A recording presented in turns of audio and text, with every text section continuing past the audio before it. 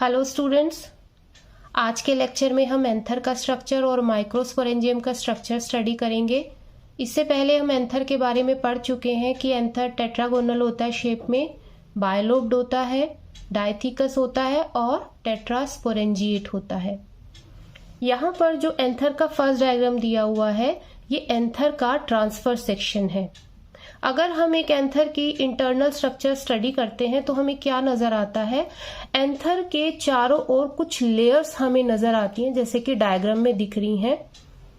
एक एंथर बाहर से कुछ लेयर से कवर्ड होता है और एंथर के एक कॉर्नर में एक माइक्रोस्पोरेंजियम प्रेजेंट होता है।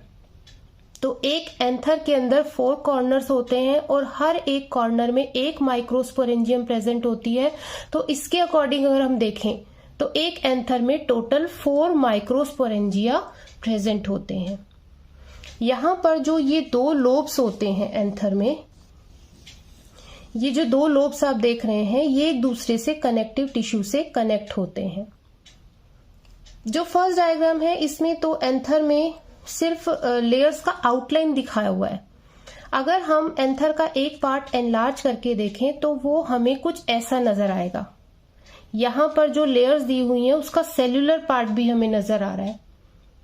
तो हम इस डायग्राम पे आ जाते हैं। हम देखते हैं कि बाहर की ओर एक लेयर नजर आ रही है हमें। ये लेयर होती है एपिडर्मिस। एपिडर्मिस के अंदर जो लेयर होती है वो होती है एंडोथीशियम, और एंडोथीशियम के अंदर जो ये 2 से 3 लेयर हमें नजर आ रही है ये होती है मिडिल लेयर्स। मिडिल लेयर्स के नीचे होती है टेपिटम।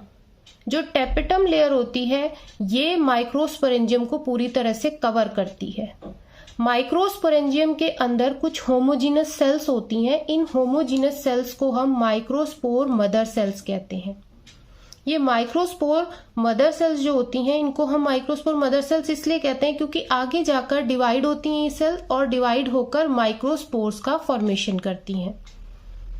ये सेल्स मिलकर एक टिश्यू बनाती हैं जिसको हम स्पोरोजीनस टिश्यू कहते हैं। स्पोरोजीनस टिश्यू हम इसलिए कह रहे हैं क्योंकि ये आगे जाकर स्पोर्स बना रहे हैं। यहाँ जो माइक्रोस्पोर मदर सेल्स होती हैं ये मियोटिकली डिवाइड होती हैं, और आपको पता है जब भी मियोसिस होता है तो एक सेल से 4 सेल्स बनती हैं। तो जब एक माइक्रोस्पोर मदर सेल डिवाइड होती है तो वो 4 माइक्रोस्पोर्स बनाती है। तो कई बार क्वेश्चन आपसे पूछा जाता है कि अगर एक माइक्रोस्पोरेंजियम के अंदर 100 माइक्रोस्पोर मदर सेल्स प्रेजेंट हैं तो मियोसिस के बाद कितने माइक्रोस्पोर्स बनेंगे, मतलब उस माइक्रोस्पोरेंजियम में टोटल कितने माइक्रोस्पोर्स बनेंगे। तो जैसे मैंने अभी बताया आपको कि जब एक माइक्रोस्पोर मदर सेल डिवाइड होती है मियोटिकली तो वो 4 माइक्रोस्पोर्स बनाती हैं। तो अगर 100 माइक्रोस्पोर मदर सेल्स यहाँ पर प्रेजेंट है तो कितने माइक्रोस्पोर्स बनेंगे, 4 से मल्टीप्लाई कर दीजिए 100 को तो कितने बन जाएंगे, 400 माइक्रोस्पोर्स। तो इस तरह से भी क्वेश्चन एग्जाम में पूछे जाते हैं। अब हम इन लेयर्स पे आ जाते हैं, इनके फंक्शन के बारे में हम डिस्कस करते हैं। जैसे कि आप देख सकते हैं बाहर वाली लेयर है एपिडर्मिस, उसके अंदर एंडोथीशियम, फिर मिडिल लेयर्स और फिर टेपिटम।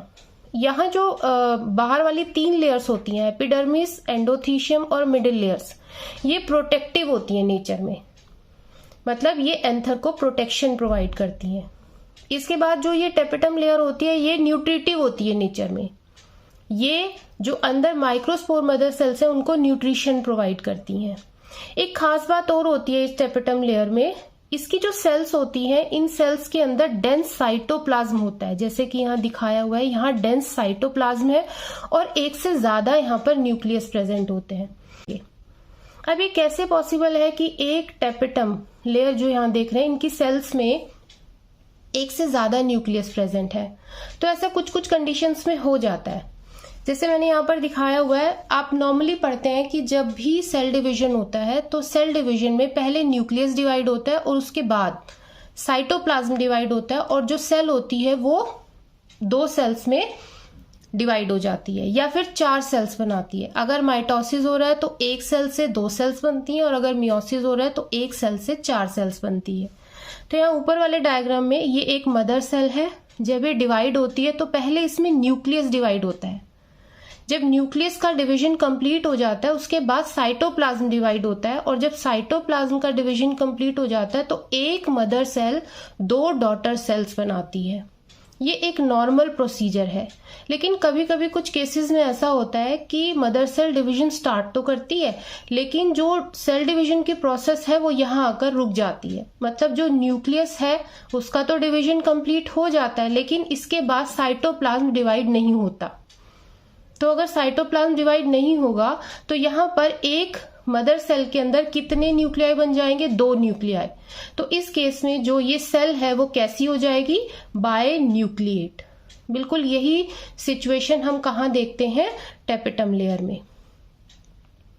अंदर जो टिश्यू है वो आगे जाकर क्या बनाएगा? माइक्रोस्पोर्स बनाएगा। अब कुछ बच्चे ऐसे होते हैं जिनको थोड़ी लर्निंग में प्रॉब्लम होती है, जैसे उनको नहीं ध्यान रहता है कि जो लेयर्स है उसका सीक्वेंस क्या है, ये जो नाम है उनको याद करने में प्रॉब्लम होती है। तो इसके लिए कुछ ट्रिक मैंने यहाँ पर बनाई है। आपको एक सेंटेंस यहाँ पर लर्न करना है, एक एग मत तोड़ो। ये जो सेंटेंस है इसके वर्ड्स पे ध्यान दीजिए और वर्ड का जो फर्स्ट लेटर है उसको यहाँ पर आपको ध्यान देना है। यहाँ पर जो ये ई है, ई से हो जाएगा एपिडर्मिस, यहाँ जो ई है इससे हो जाएगा एंडोथीशियम, और एम से हो जाएगा मिडिल लेयर्स, और टी से हो जाएगा tapetum.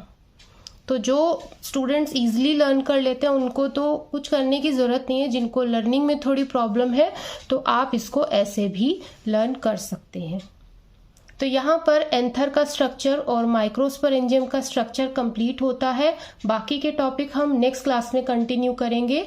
Till then, good luck and good bye.